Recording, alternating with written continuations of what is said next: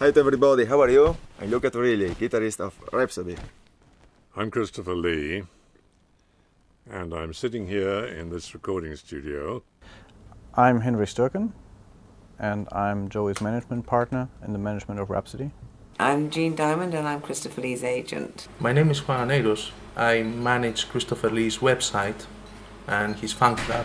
So when I wrote this saga so important, to give the most important touch was to have a great actor as main narrator. Christopher Lee, what you can ask for more, you know. We love Lord of the Rings. One actor that we love extremely is Christopher Lee for his incredible career and his face. I love his face, the expression of the face, the way he speaks. I heard one CD of him speaking this Tolkien ensemble, no?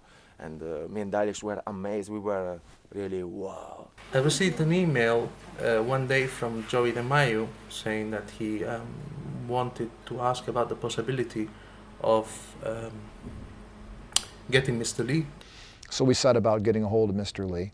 We did get a hold of Mr. Lee, and we presented the band in their purest light. We gave examples of the music, we gave examples of some of the text, and I think he was genuinely interested on an artistic level. I mean, you can see that the guy has nothing to prove creatively, so now it's time for him in his career to do things that he thinks are interesting.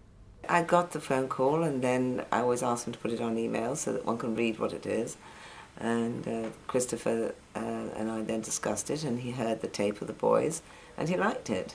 I'd heard about this band, that they were one of the most popular in the world.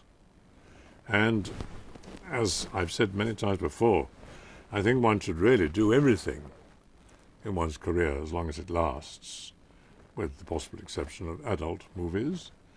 But I think one really should do everything, because everything is a challenge, and it should be. There was a famous British conductor, long dead now, called Sir Thomas Beecham, and he made this wonderful remark. He said one should try everything in life except incest and folk dancing. He has a thick, rich baritone voice that actually crosses down into the bass register. It's very, very impressive. It was a good time for all creatures of the earth. But fate decreed that the dark prophecy of a demon night could bring a tragic end to this piece, scarring their lives forever. I thought it was very exciting for Mr. Lee to participate in something like this. Obviously because, I mean, he's a trained opera singer himself, and because he's 81, and he has fans from different generations, you know, because he's been working in the industry for 57 years, so he has fans which are more or less his age, and he has new discovered fans, you know, from working in Lord of the Rings and Star Wars. So I thought, metal music is modern, you know, it has quite a young following, and it will open up his popularity to yet another generation and another, if you would like to say, type of fan. I am wearing the clothes of a king who is also a priest, because we are really talking and singing about an indeterminate historical period.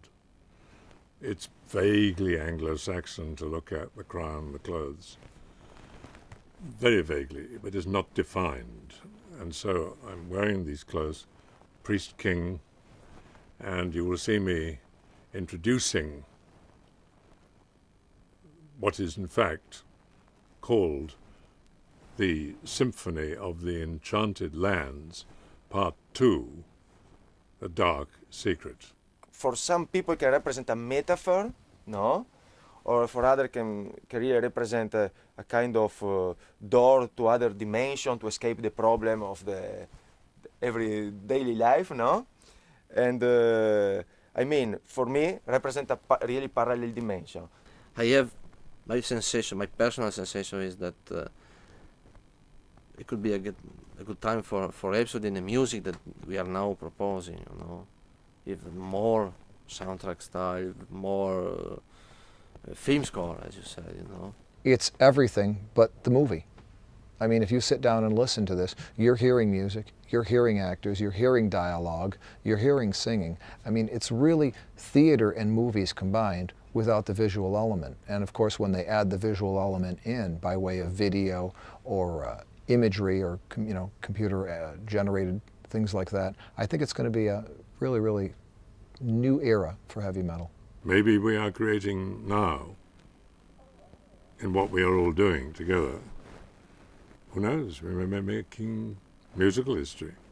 I think the metal world needs that kind of, approach and that kind of unique band.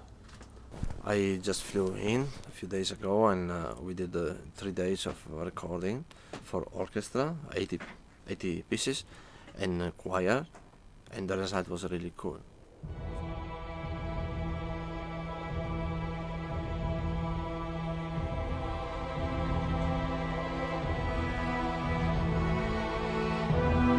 Only one person could cross the dark lands surrounding Hargol and venture forth deep into the caves of Dar Kuno. His is a name the world will never forget. He is Dar Kuno.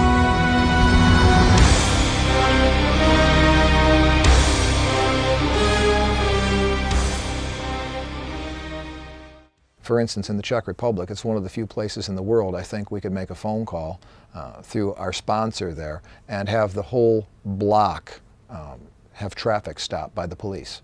I mean, for a whole week, people couldn't drive on this particular street because there was too much ambient noise.